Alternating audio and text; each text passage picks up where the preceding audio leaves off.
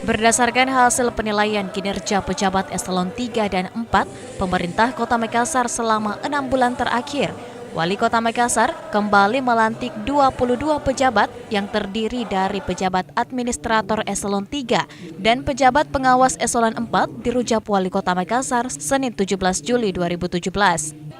Wali Kota Makassar Muhammad Ramdan Pomanto mengaku melantik pejabat eselon 3 dan 4 berdasarkan prestasi dan kinerja selama 1 semester.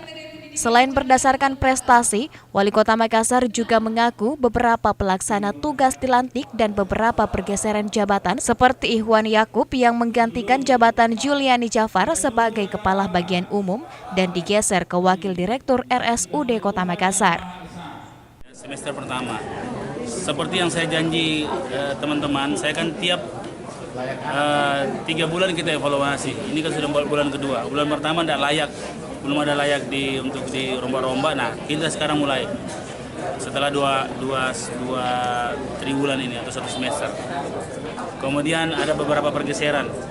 Tapi insya Allah mulai minggu depan kita mulai bikin yang agak sedikit atraktif sedikit lah.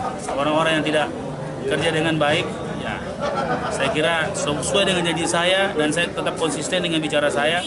Saya tidak, saya akan memberikan kesempatan yang bisa lebih aktif dari yang bersangkutan. Wali Kota juga tengah mempersiapkan pelantikan pejabat eselon 2 yang telah dinilai berdasarkan kinerja semester pertama atau 6 bulan terakhir. Ira, Fajar TV, Fajar Radio melaporkan.